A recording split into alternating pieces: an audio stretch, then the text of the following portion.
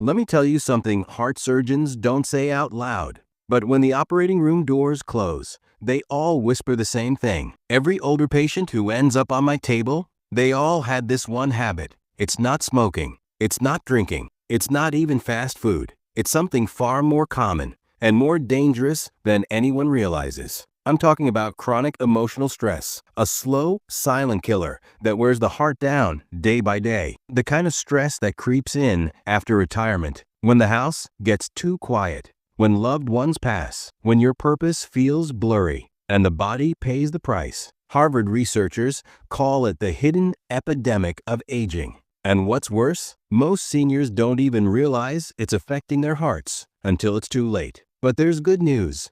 You can break this habit starting today. First, let me show you what it does to the body. And then, I'll tell you what the best heart surgeons recommend instead. You know those nights when you lie awake thinking, what if something happens to my kids? What if my money runs out? What if I become a burden? That's not just mental chatter. Every time you worry, your brain tells your body, prepare for danger. Your heart rate climbs. Your blood vessels constrict. Cortisol, your stress hormone, spikes. And over time, it wears out the heart muscle. According to the Mayo Clinic, chronic stress increases your risk of high blood pressure, arrhythmia, and even cardiac arrest. And yes, this happens even if you eat right or walk every day. One heart surgeon put it this way: we can fix valves and clear arteries, but we can't undo 30 years of unprocessed fear and loneliness. But here's the hopeful part. Your heart is remarkably resilient if you give it what it needs. Stick with me. The next part might surprise you. You could eat kale, walk 5 miles, and take your pills on time.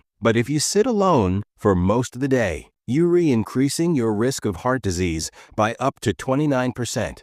According to a study from the National Institute on Aging, loneliness acts like inflammation in the body. It raises blood pressure. It stiffens arteries. It slows recovery after surgery or illness. Think about that. You can do everything right, but if your days feel emotionally empty, your heart starts to suffer. One retired police officer told his doctor, "I used to have a reason to get up every morning. Now I just sit and wait for time to pass." That waiting is exactly what heart surgeons fear most. So here's a question. Who brings joy into your life right now? When was the last time you had a real belly laugh? Because that's just as important as your medication. The most dangerous habit of all isn't anger or anxiety. It's emotional numbness. That quiet resignation where you say, "It is what it is. I don't want to bother anyone. It's too late for me now." Doctors see this all the time in older patients, especially men. And they say it's like watching a person slowly turn off the lights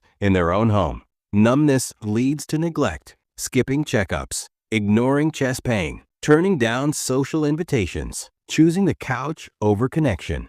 But here's the medical truth. Every small decision compounds. Studies from Harvard Medical School show that purpose, connection, and joy release oxytocin and endorphins, which protect the heart and brain. You don't need to run marathons. You just need to care again. And that brings us to the most powerful shift of all. One surgeon said, "The healthiest 80-year-olds I see, they all have something to look forward to. A garden, a grandchild's soccer game, a painting class, even just walking the neighbor's dog. When you wake up with a reason, even a small one, your brain lights up, dopamine flows, your immune system activates, and your heart starts beating in a healthier rhythm." So I'll ask you again, what makes you excited to wake up? It's not too late to rediscover that spark. Another insight from heart surgeons: the patients who cried before surgery often healed faster than the ones who stayed stoic. Why? Because suppressing emotion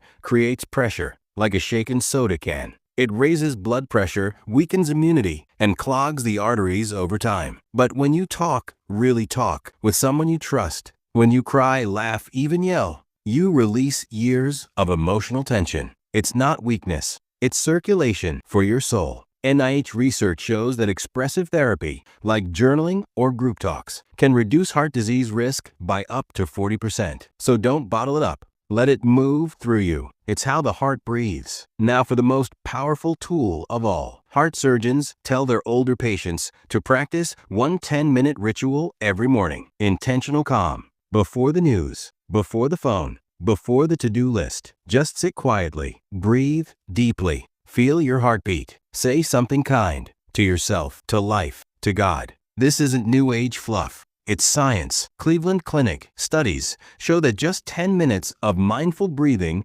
reduces inflammation and balances your heartbeat for the rest of the day. And guess what? Patients who do this regularly report better sleep, fewer chest pains, and more joy. It costs nothing, takes no energy, and might just save your life. Let me leave you with this: the habit that puts so many older people on an operating table isn't fast food or cigarettes. It's letting stress, loneliness, and numbness go unchecked. But the moment you decide to reconnect with life, to feel again, to talk, to move, to hope, you start healing. Your heart notices, your brain shifts, your body responds. You're not done yet. You still have time. More laughter to hear, more sunrises to see, more love to give. So don't wait for the warning signs. Start today. Reset your heart. Live fully. And if this spoke to you, hit that subscribe button, because every week we're bringing you real tools to age with strength, peace, and joy. You're not alone, and you're not too late.